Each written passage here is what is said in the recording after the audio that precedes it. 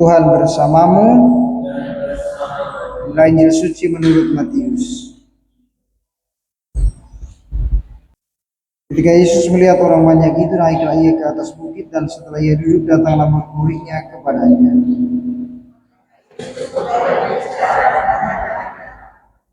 Berbahagialah orang yang miskin di hadapan Allah, karena mereka lah yang mempunyai kerajaan surga.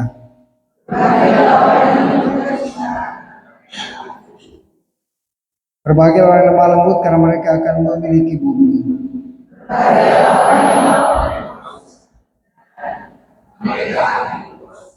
Berbahagialah orang yang murah hatinya, karena mereka akan beroleh kemurahan.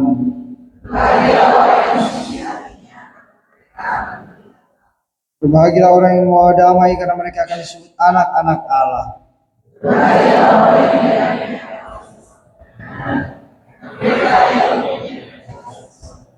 Berbahagialah kamu jika karena aku dicela, karena aku kamu dicela dan dianiaya dan difitnahkan segala yang jahat kepadamu.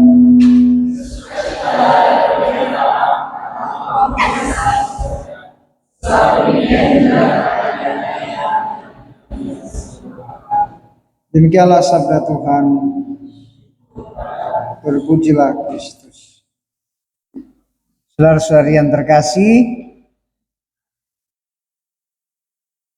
Bapak Sekretaris Dinas, Bapak Stefan PG STMT,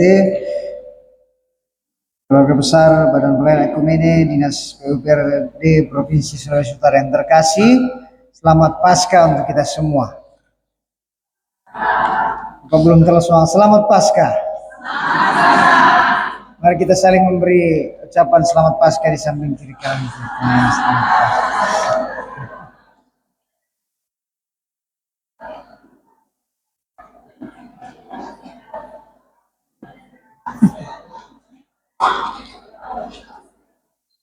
Ya. Jadi bacaan hari ini tentang sabda bahagia, jadi kita mesti kelihatan bahagia. Walaupun bahagia belum tentu semua jalan baik, semua jalan lancar ya.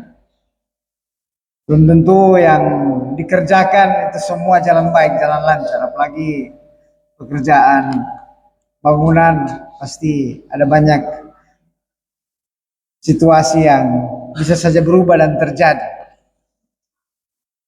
Karena itu dalam lagu pembuka tadi menyanyikan dalam suka ada duka, dalam duka ada suka. Dalam setiap peristiwa hidup kita diminta untuk berbahagia tetap. Dan sabda bahagia yang kita sudah dengarkan tadi dalam sejarah hidup manusia. Dulu ada seorang ahli hukum kuliah di Oxford, seorang India beragama Hindu, Mahatma Gandhi namanya. Pasti sering dengar atau pernah kenal.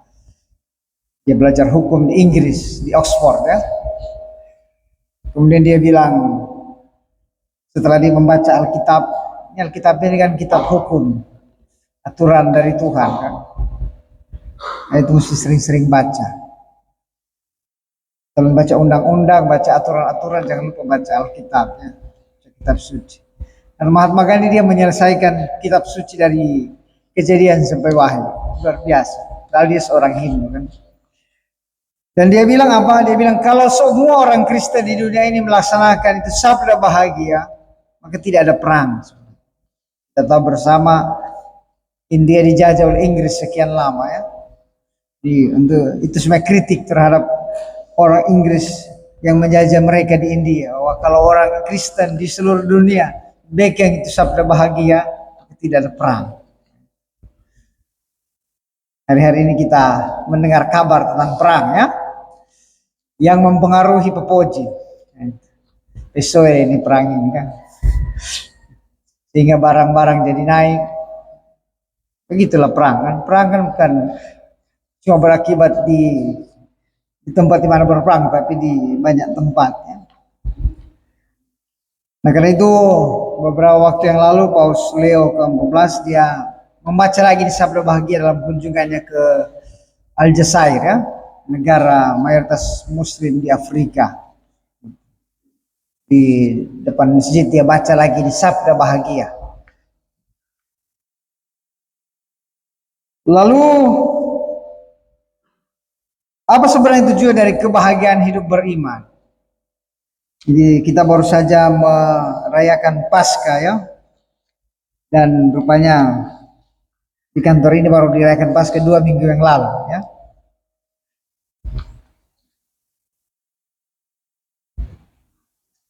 Dan ibu-ibu, bapak-bapak masih ingat tidak? Apa kata-kata pertama yang Tuhan ucapkan waktu berjumpa dengan murid-murid sesudah bangkit? Masih ingat atau nyanda? Kata-kata pertama yang Tuhan Yesus bilang apa? Damai sejahtera bagi kamu. Damai sejahtera bagi kamu. Dalam bahasa Arab apa? Aram.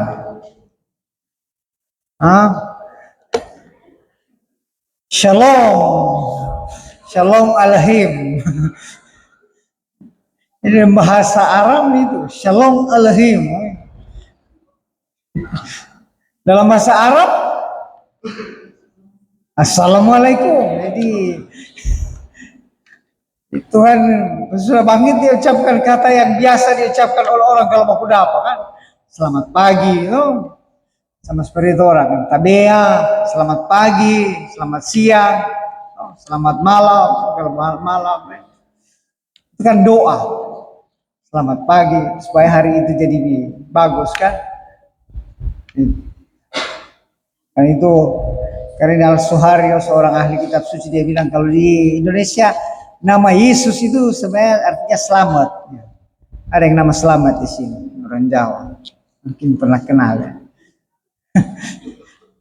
Karena Yesus kan artinya Allah yang apa? Allah yang menyelamatkan. Itu Yesus. Yesus, Yesaya, Yosua, itu sama artinya Allah yang menyelamatkan. Karena itu dulu karena kuasa Allah itu kota Yeriko bisa runtuh kan. Kalau PUPR meruntuhkan bangunan yang mungkin perlu diruntuhkan dengan alat. Kalau ini bangsa Israel dengan apa? Dengan puji-pujian ya. Jadi memuji Tuhan dengan sangkakala. Karena itu sering-sering puji Tuhan ya. Haleluya artinya puji Tuhan. Jadi sering-sering menyanyi bagi Tuhan. Sering-sering ucapkan haleluya, menyanyilah bagi Tuhan, memuji Tuhan ya. Kalau galau jangan menyanyi lebih baik bacere ya. Atau laki-laki laundry. Ada laki-laki laundry di sini. Kita di satu tempat tuh marah kan, pastor diam-diam itu laki-laki laundry.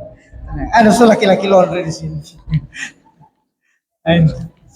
Atau ada ibu-ibu yang bikin DP laki jadi laki-laki laundry ya jangan tersinggung ya. Jadi memuji Tuhan ya. Jadi kembali lagi bahwa Tuhan Yesus sudah berjumpa dengan murid-muridnya, dia mengatakan itu. Damai sejahtera bagi kamu. Ya. Shalom alaihim. Ada lagu dalam bahasa Arab, Shalom alaihim. Shalom alaihim. Shalom shalom. Nah, lagu ketika sementara misa lalu pegang tangan. Menyanyi. Nah, sunnah ada di musik jadi nanti terakhir.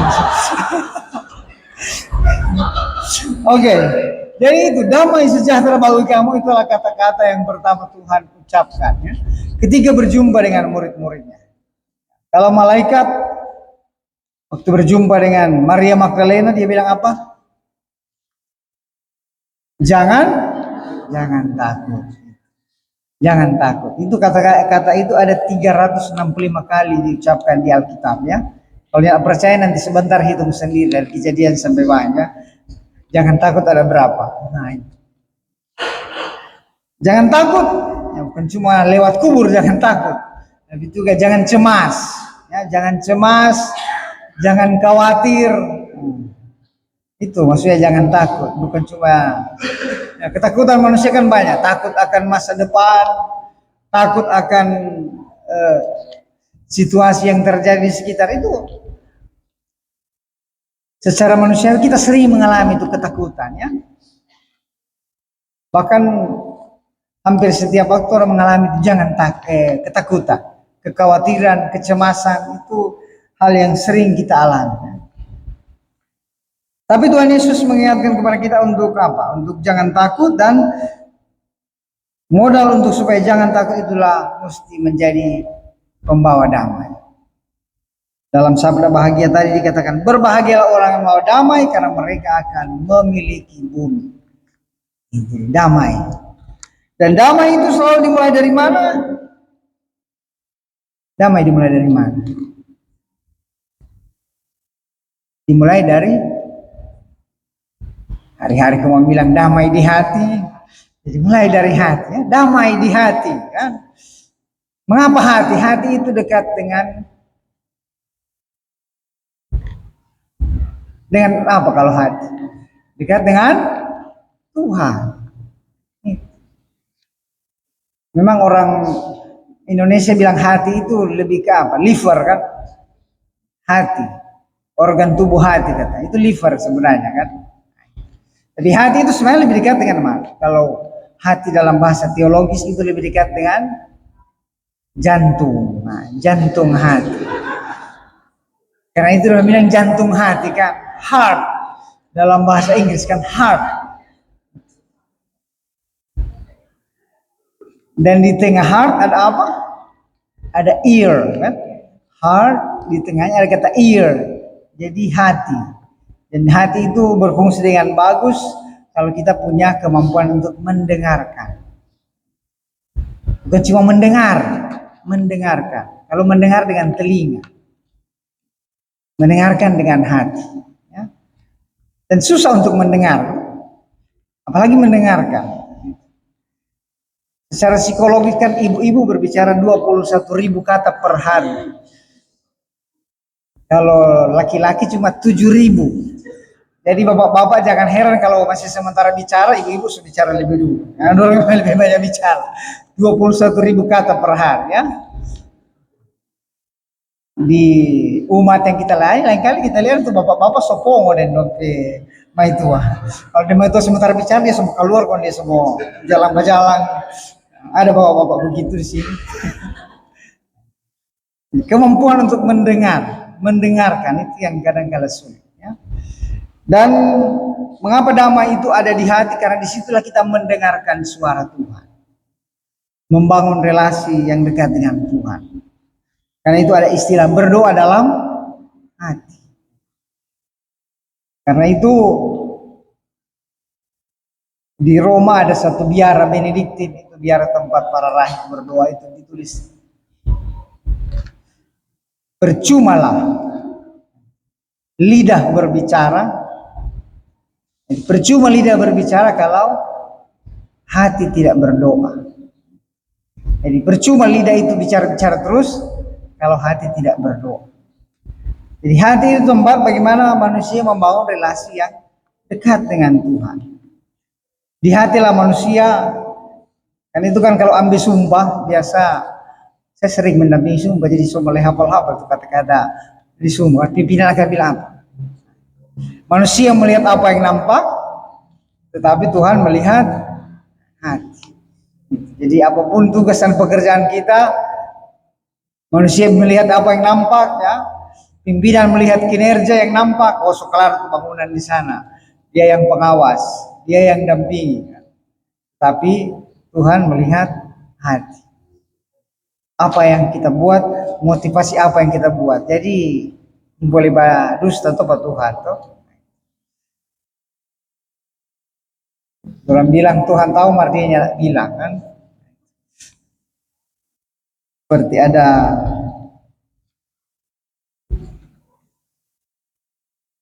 cerita anak yang dia ambil doi derma di pon di Tampal Irma. Lalu dia pastor menduga dia dan mengatakan, yang ambil itu doi kan. Iya pastor, bukan kita yang ambil itu doi. Dia bilang apa? Pastor, kita lagi di CCTV. Dia bilang, CCTV itu Tuhan so boleh lihat semua hal. Kalau di pendeta kasih tahu, dia bilang, pastor kasih tahu dia. Iya, berarti yang Tuhan dah lihat. Dia bilang Tuhan tahu mar Tuhan yang nak mau bilang kata pastor. Nah, kadangkala dalam hidup ya kita bergumul dalam relasi kita dengan Tuhan, bergumul dalam membangun hidup bersama dengan Tuhan. Nah karena itu melalui peristiwa kebangkitan, melalui peristiwa Paskah kita diingatkan bahwa Tuhan sudah menang. Kan setiap kali merayakan Paskah kita merayakan kemenangan Tuhan, kemenangan atas maut, kemenangan atas segala yang membuat kita jauh dari Tuhan. Karena itu sesudah wafat di atas kayu salib, dia turun ke tempat penantian. Sheol dalam bahasa Yunani, tempat penantian. Itu tempat yang paling ditakuti oleh si manusia kan. Sudah kematian dia mengalami itu Sheol, tempat penantian. Jadi sedangkan melewat kubur orang takut, apalagi yang menjadi tempat penantian kan. Dan tentu saja itu mengingatkan kita akan karya Tuhan yang baik ya. Jadi Tuhan itu begitu baik dan begitu berkuasa atas hidup kita sehingga dia mau turun ke tempat penantian. Jadi tempat yang paling ditakuti manusia pun Tuhan pergi di situ. Tuhan berkarya di situ. Menebus dan menyelamatkan kita. Karena itu mari kita membangun relasi yang baik dengan Tuhan, hati yang damai, hati yang senantiasa dekat dengan Tuhan. Ya. Dan itulah awal dari damai, damai bersama dengan manusia. Dan sesudah itu, sesudah damai di hati kita membangun damai dengan Tuhan, bagaimana kita juga membangun damai dengan sesama. Damai dengan sesama. Dan Santa Teresa dari Kalkuta bilang damai dengan sesama dimulai dari mana? Dari senyuman. Jadi tersenyum pagi hari itu pentingnya. Jangan muka maskeno orang bilang kan. Dulu di Malalayang, saya 3 tahun di Malalayang kan, lihat-lihat guru-guru kalau datang ke sekolah orang mukanya nak terir, orang biasa cemberut-cemberut.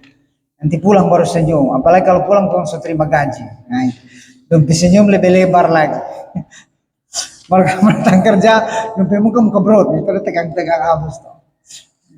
Lebih berot lagi kalau sementara ada arahan dari pimpinan, dompi muka lebih berot.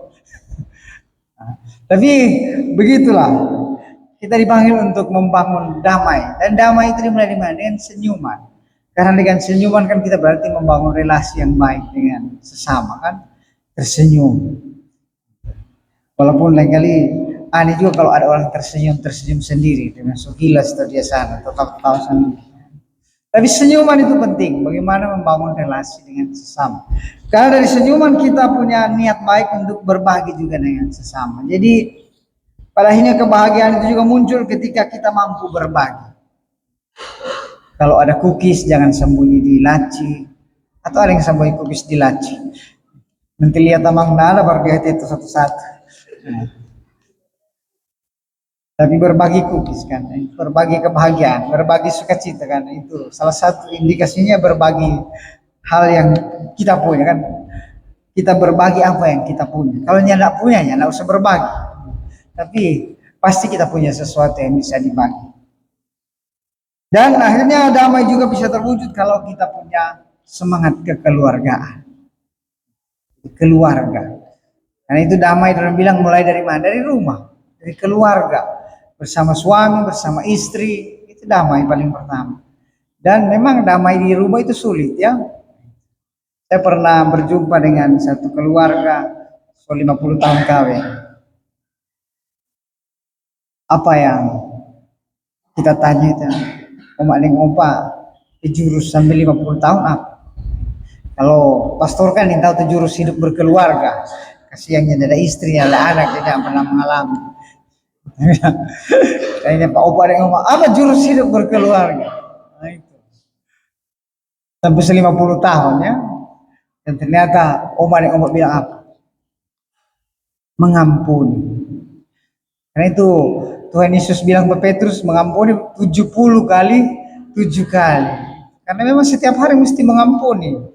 Pemain omaling opa kan. Ternyata bisa membangun hidup berkeluarga sampai 50 tahun karena bisa mengampuni. Dan ternyata mengampuni mendatangkan apa? Kedamaian. Ya? Mendatangkan kedamaian dan mendatangkan kebahagiaan. Jadi kalau bisa mengampuni, ya, karena itu saya yakin di PUPR ini ada semangat pengampunannya. Walaupun konflik bisa saja terjadi setiap hari, masalah bisa saja terjadi setiap hari, tapi kita berusaha untuk saling mengampuni. Karena dengan pengampunan, ya, luar biasa Tuhan Yesus itu tunjukkan tuh teladan pengampunan. Sementara di apa? Sementara di fitnah, ya, yang tidak salah, tiba-tiba mesti tanggung salib. Dihianati, memang sakitnya tuh di sini orang bilang. Dihianati Yudas yang hari-hari kepada dia tiba-tiba berkhianat. Jadi memang segala macam sakit hati Tuhan datang sakit. Ya. Kalah kalau habis doi. Dan kan kalau migran sakit kepala sebelah, kalau habis doi sakit kepala semua. Itu Yesus sakit semua. Sakit hati.